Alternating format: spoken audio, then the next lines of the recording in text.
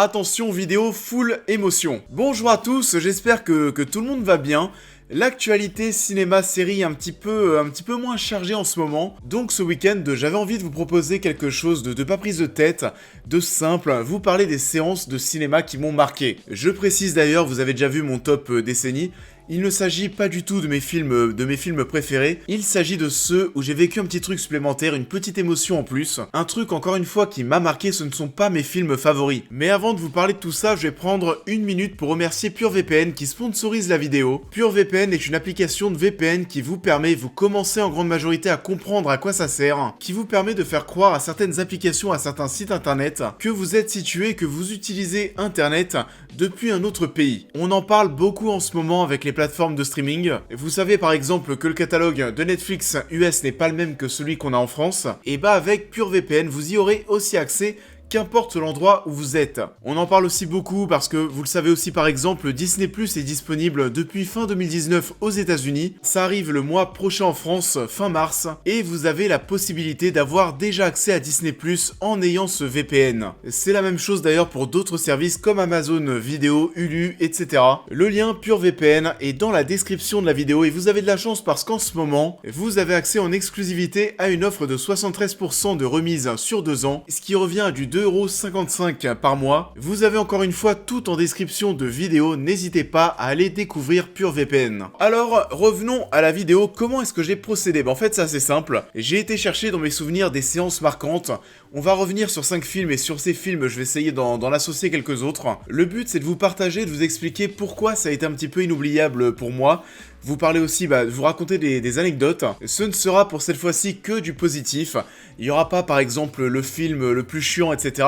À vous de me dire en commentaire si ça vous intéresse, de liker la vidéo, parce que si ça vous plaît que je partage mon expérience, je pourrais faire une seconde vidéo où je vous parlerai là, du coup, au contraire, des pires séances que j'ai vécues en salle, et j'ai quelques anecdotes assez rigolotes à vous raconter. Je vous invite aussi, vous, à me dire en commentaire quelles sont vos séances qui vous ont marqué et pourquoi. On commence. Grave. Alors Grave, déjà dans un premier temps pour ma part, c'est vrai que ça a été une petite porte d'entrée vers le cinéma de genre, le cinéma d'auteur en France, parce qu'à vrai dire avant ça, c'est vrai que j'étais plus jeune, je m'intéressais plus aux comédies françaises, et j'ai l'impression, je sais pas si c'est moi, je sais pas si avant Grave, j'étais un petit peu fermé par rapport à ce cinéma, il y en avait, c'est pas ce que je suis en train de dire, mais j'ai l'impression qu'il y a eu quand même un avant et un après Grave. J'ai l'impression que des propositions de la sorte, on a commencé à en voir de plus en plus aussi, c'est peut-être pas le fait qu'il y en ait eu plus, peut-être d'ailleurs qu'elles ont eu tout simplement plus de visibilité, mais pour ma part c'est vrai que Grave dans un premier temps c'est un film qui m'a permis d'ouvrir les yeux sur un nouveau style de cinéma français, et la raison vraiment principale pour laquelle cette séance de Grave m'a marqué, c'est parce que c'est le tout premier film, et encore aujourd'hui, c'est encore le seul, qui m'a fait ressentir en salle une émotion que je n'avais jamais connue, et c'est tout simplement, c'est pas sexy, mais c'est l'envie de dégueuler, de vomir, durant la projection, tout simplement. Il y a des scènes qui m'ont vraiment choqué, qui m'ont mis mal à l'aise, le moment où Garance Marillier va manger de la viande crue. Cette scène aussi, on va la retrouver au shot avec tous ses cheveux qui sont au fond de sa gorge et va falloir les retirer. Enfin voilà, c'était dégueulasse, tellement choquant et difficile à regarder que lorsque le film a été diffusé aux États-Unis en salle, et figurez-vous que dans certaines salles, des sacs à vomi étaient distribués, c'est dire à quel point c'était chaud. Et c'est pour cette raison que Grave m'a marqué, parce que j'ai ressenti une émotion que je n'avais jamais ressentie, et d'ailleurs je vais raccrocher un autre film. Il y en a un autre qui m'a donné cette petite envie de vomir, pour d'autres raisons. C'est Fast and Furious 8. Là vous allez vous dire, oh là, c'est quoi le lien? La vidéo part en couille. Et en fait, pourquoi Fast and Furious 8 ? Parce que c'est le tout premier film que j'ai vu en 4DX. Pour ceux qui ne connaissent pas les salles équipées de la 4DX, je vous mets des images. C'est des salles où on va voir les sièges qui vont bouger, des effets de lumière, de l'eau qu'on va te projeter à la tête. Et la 4DX, c'est vrai que c'est assez utile, ça peut être drôle pour des films qui vont surtout se dérouler soit dans l'espace, du style Star Wars, sur mer, Pirates des Caraïbes, ou alors très majoritairement en voiture, comme Fast and Furious 8. Sauf que l'erreur, je ne connaissais pas la 4DX. L'erreur de débutant que j'ai faite, c'est que juste avant ma séance, j'ai été manger au McDo. Et ensuite, j'ai passé 2 heures vraiment comme ça. Donc autant vous dire que la pré-séance était un peu compliquée, c'était l'anecdote. On passe au second film. La planète des singes, Suprématie. The irony is we created you. And nature has been punishing us ever since. Alors, la planète des singes 3, la planète des singes, Supremacy ou War for the Planet of the Apes, tous les titres en anglais de cette trilogie étaient mais 10 fois plus classe. La planète des singes Supremacy, ça va peut-être vous étonner, mais je vais le ranger dans la catégorie c'est le film qui m'a, je pense, le plus ému. Et aujourd'hui, c'est vrai que je sais pas trop encore comment vraiment l'expliquer. Je pense, c'est ma théorie, mais je pense que c'est parce que c'est l'une des seules sagas que j'ai vécu intégralement au cinéma, du début à la fin. Il y a d'autres sagas, d'autres trilogies qui m'ont aussi beaucoup ému. Je vais penser à la fin de Dark Knight Rises, qui là aussi fait partie de mes plus grosses émotions de la dernière décennie, mais c'est vrai que ça m'a pas non plus autant touché, je pense. Parce que je sais pas, Batman Begins, je l'ai pas vu au cinéma. Là, la planète des singes, j'ai vu les trois, et même si le premier est en dessous, quand je l'ai vu à l'époque, j'étais bien plus jeune, c'était un film qui m'avait déjà bien convaincu. Ensuite, Matt Reeves est arrivé pour faire La planète des singes, l'affrontement et Supremacy, qui alors là, voilà, on a beaucoup plus penché vers l'émotion.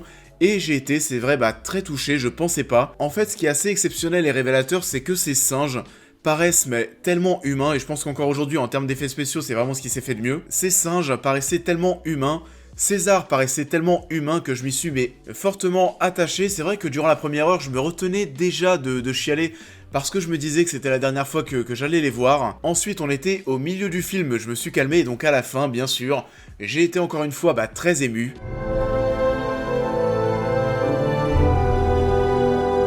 Il y a eu aussi la décennie dernière, la trilogie Le Hobbit, qui m'a moins touché, on va pas se mentir. En tout cas, voilà, je pense que le fait que ça soit une saga, c'est que ça a apporté beaucoup d'émotions. Le fait de me dire que c'était le dernier opus et que j'allais plus retrouver ces personnages, je pense aussi que ça va le faire, que je vais être très ému lorsque je vais aller voir le prochain 007, No Time to Die, parce que là aussi, tous les 007 de Daniel Craig, je les ai vus au cinéma, faut que je prépare les mouchoirs. Et pour tout vous dire, j'ai tellement été ému devant la planète des singes Supremacy, que j'ai pris une directive que je n'ai pas trahie. Je me suis imposé le fait de ne pas retourner en salle voir le long métrage, parce que j'avais été tellement ému, j'avais ressenti tellement de choses, qu'il fallait que ça reste exceptionnel. J'avais pas envie de retourner en salle pour me dire faut que j'aille revivre ce que j'ai vécu parce que je l'aurais pas revécu, et ça m'aurait fatalement gâché ma première fois.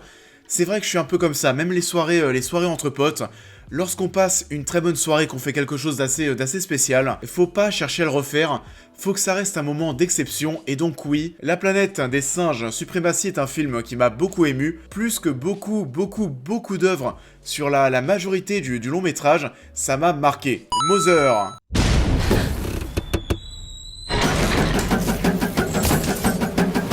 Là je pense, si vous avez vu le film en salle, je pense que ça nous a tous marqués. Mother, c'est une œuvre que je vais classer parmi mes séances les plus éprouvantes. Quand j'en suis sorti, en gros, j'étais totalement lessivé. J'ai l'impression d'avoir donné tellement d'énergie dans le long métrage, alors que toi, t'es juste spectateur, t'es assis sur ton siège. Il y en a eu pas mal d'autres. Il y a eu d'autres films où j'étais sorti aussi pas mal lessivé. Je vais penser par exemple à Climax de Gaspard Noé principalement.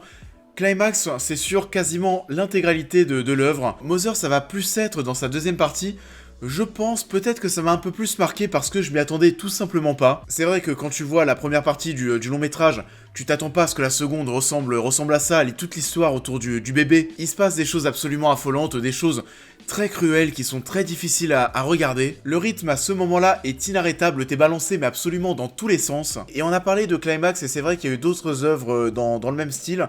Vous savez, voilà, en fait c'est des œuvres où quand tu sors de la salle pendant 20 minutes, tu vas pas parler. La fin de Les Misérables, ça me l'a fait aussi. Il y en a d'autres exemples, c'est sûr. Ghostland, The Revenant, Captain Phillips aussi. Alors Captain Phillips, c'était pareil. Tellement choqué de ce que j'ai vu que pendant 20 minutes après, je pouvais plus parler. Je peux les mettre, je pense, tous dans le même panier, mais c'est vrai que Mother est l'œuvre parmi toutes celles-ci qui m'a un poil plus lessivé. C'était très compliqué à regarder et encore une fois, ça m'a marqué. Blade Runner 2049. I think I found him. That's not possible. If this gets out, we've bought ourselves a war. Vous savez dans quelle catégorie je vais ranger Blade Runner 2049 ? C'est le film le plus beau que j'ai vu la décennie dernière, et même je pense le plus beau que j'ai vu de toute ma vie, que j'ai vu en salle, et que j'ai même été voir, que j'ai payé plein pot, pour aller voir en IMAX, et alors là vraiment je ne le regrette absolument pas. Je pourrais trouver bien sûr plein d'autres qualités à Blade Runner 2049, c'est pas le sujet de la vidéo, mais voilà, c'est vrai que Blade Runner 2049 ça a été un putain d'orgasme visuel. J'ai pris un pied mais absolument monumental devant tous ces plans, devant cette lumière, tout ce travail de Roger Deakins qui a été très justement oscarisé pour son travail sur Blade Runner 2049. À vrai dire, de toute façon, il n'y avait pas vraiment de débat. S'il l'avait pas eu, je pense que voilà, ça aurait été un putain de scandale. Et je vous laisse encore une fois avec tous ces plans, toutes ces images, tout ce travail sur la lumière, toutes ces couleurs. C'est plutôt dommage que le film ait fait un bide au box-office, c'est pas mérité parce qu'en plus de ça, le long métrage est très bon et c'est une très belle suite au Blade Runner de Ridley Scott. Et quand on a vu tous les retours de saga des années 70, 80, 90 qu'on a eu la décennie dernière, et je pense qu'avec Mad Max, ça fait partie des meilleurs retours. Mais bien sûr, ce qui restera à tout jamais inoubliable, c'est ces images, ces visuels, et j'ai eu la chance de prendre le temps d'aller même à l'autre bout de Paris pour aller le voir en IMAX, c'était une putain de bonne décision. Si vous voyez d'après les bandes annonces un film qui peut envoyer du pâté visuellement et voir même que c'est Roger Deakins, n'hésitez pas à mettre quelques euros de plus pour aller voir le film en IMAX. Anecdote d'ailleurs, Interstellar, je ne l'ai pas vu en IMAX, et je le regrette beaucoup aujourd'hui. Ce nouveau Blade Runner, j'ai pas fait la même erreur, ça m'a marqué et visuellement c'était un truc de malade. Creed, l'héritage de Rocky Balboa. Every move that I make, every punch that I throw, everything's gonna be compared to him. You are Apollo Creed's son, so use the name. It's yours. Ça va peut-être vous étonner de retrouver Creed pour compléter cette petite sélection. On parlait juste avant de Retour de Saga qui avait bien fonctionné, qui était plutôt bien revenu sur le plan artistique. On a parlé de Blade Runner, on a parlé de Mad Max. Le retour de la saga Rocky avec Creed, c'est aussi une petite réussite. Et ce qui m'a marqué avec Creed, c'est que j'ai vu quelque chose en salle que je n'avais jusqu'alors jamais vu. Peut-être que pour les personnes les plus âgées qui nous regardent, qui ont vu Rocky en salle à l'époque, vous avez peut-être vécu et vu la même chose. Mais Creed, c'est la première fois de ma vie que j'ai vu des gens dans la salle être autant galvanisés par l'œuvre, par l'événement, par ce qu'ils étaient en train de voir, au point où tu pouvais avoir des passages où les gens allaient automatiquement se lever de leur siège, se mettre à crier, se mettre à célébrer une victoire, se mettre à encourager Adonis Creed alors qu'on est quand même dans une salle de cinéma et que le calme est demandé. Il y a même eu dans certaines salles des comportements qui, oui, étaient un petit peu abusés, qui allaient frôler un petit peu l'irrespect. Je vous mets des extraits si j'en ai.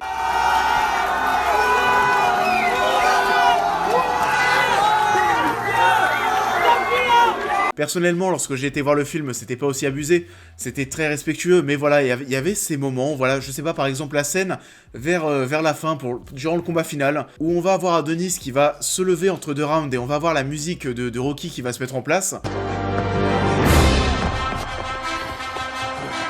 À ce moment-là, t'avais quelques dizaines de personnes qui se sont levées, qui se sont mis à crier, à applaudir, comme si on était nous aussi autour du ring, qu'on pouvait l'encourager. Toute la salle à ce moment-là, il y a des gens qui sont levés, mais toute la salle aussi, suite à ça, s'est mise à applaudir.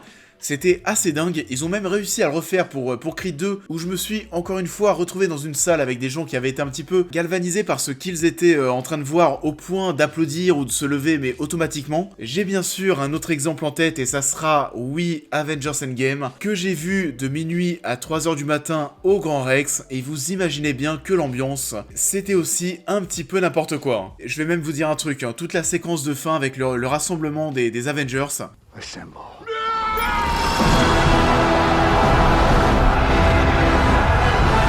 À aucun moment, même pas une milliseconde, j'ai entendu les musiques. Toute la salle était debout, en train de crier, en train d'encourager, c'était fou. Et même si c'est le style ambiance que beaucoup de personnes ne voudront pas voir en salle, j'avoue que ça m'a beaucoup marqué, et quand même, au vu de l'événement et après des années de saga, c'était quand même quelque chose à vivre. Donc oui, vous aussi, de votre côté, vous avez certainement vécu ça pour Avengers Endgame ou Creed, et c'est vrai que même si le calme est demandé dans une salle de cinéma, ça fait quand même plaisir de voir des salles combles avec des personnes qui sont alors vraiment investies dans un film, et je trouve ça beau aussi de voir à quel point les spectateurs peuvent vivre une œuvre, peuvent totalement s'engager dedans dans la limite du raisonnable, bien sûr. Ça a été le cas pour ma part pour Creed, c'était ma première fois. J'ai trouvé ça très beau à voir et c'est un magnifique souvenir.